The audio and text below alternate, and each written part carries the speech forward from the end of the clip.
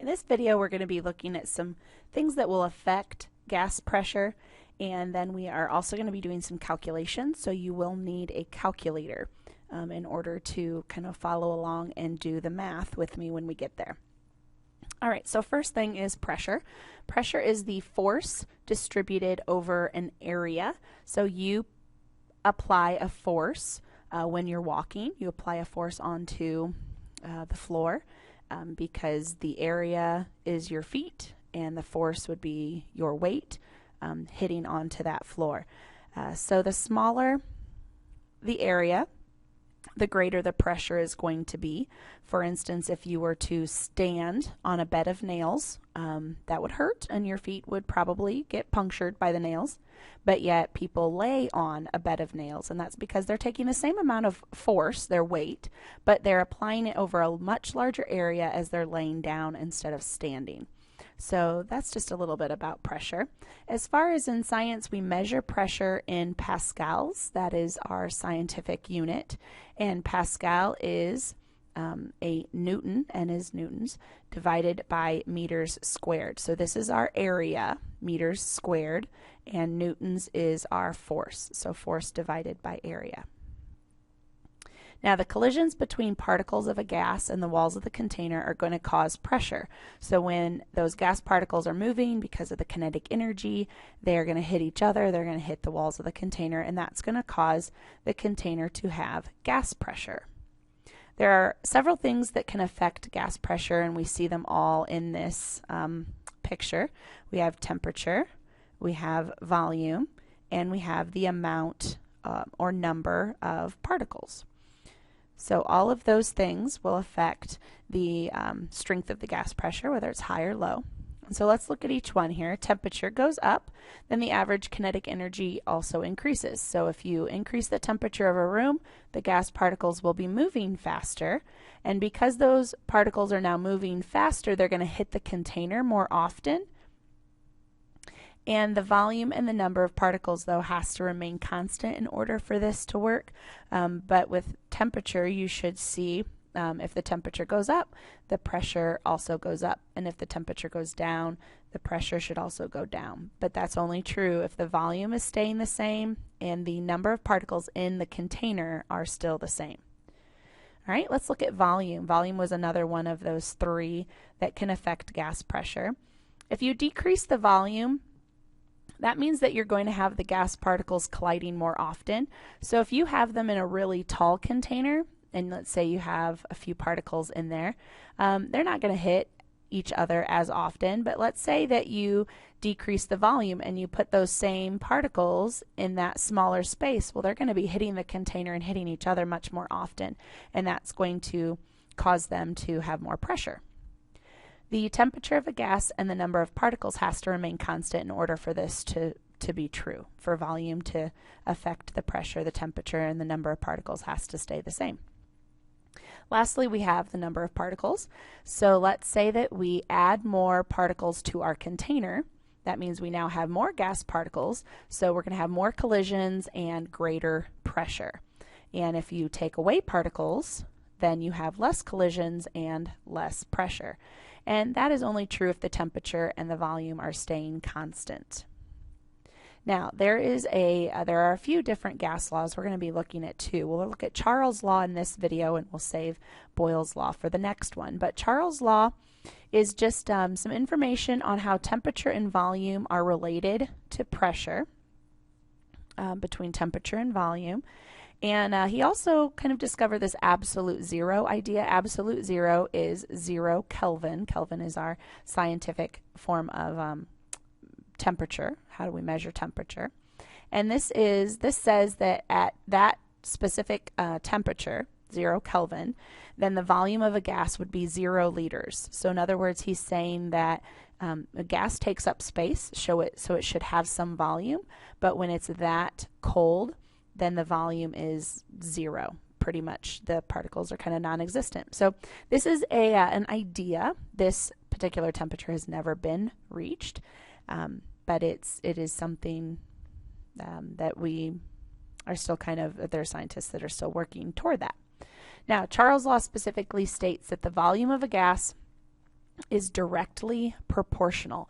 Directly proportional means that they both go in the same direction. So if the volume increases, then the temperature increases. So if volume goes up, temperature goes up. If the volume goes down, temperature goes down. They both go in the same direction, whether that's both increasing or both decreasing. Here's a picture of that. So this is representing the temperature. So lower temperature, lower volume, higher temperature, higher volume. You can see a much bigger. You can graph Charles' law as well. So notice as your temperature increases, notice the volume line is also increasing. So when one increases, the other decreases. And this would be the equation that we use.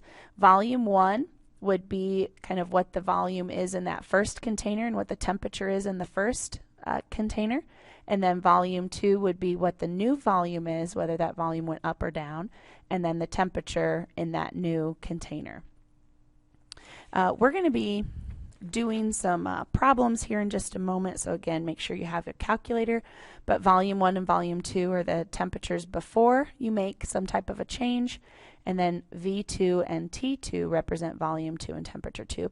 And that would be after the change has occurred, the new volume and the new temperature. So we're going to look through this practice problem, and then we're going to set it up and actually solve it. So let's say that we have a balloon, and the balloon can have a volume of 2 liters, and when it's at 2 liters, the temperature is 273 Kelvin. So these numbers go together. This is telling you that at volume 1, you have 2 liters, and at temperature 1, that same container that's 2 liters has a temperature of 273 Kelvin. Now it's asking you to increase the temperature. So we have a new temperature that is now higher than 273. So our temperature has gone up. So we in our minds should be thinking if the temperature goes up, the volume should also be going up because they're directly proportional. And we want to calculate what that volume is going to be. So we do not know what our second volume is. That is unknown.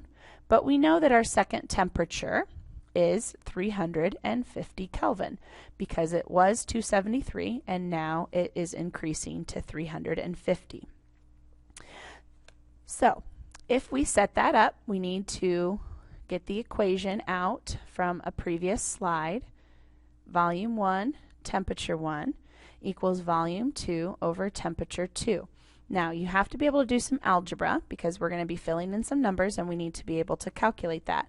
If you look back at the previous screen and hopefully you wrote those numbers down, if not, go back, then you have 2 liters. We said 2 liters was our first volume, and the balloon had a temperature of 273 Kelvin when the volume was 2 liters.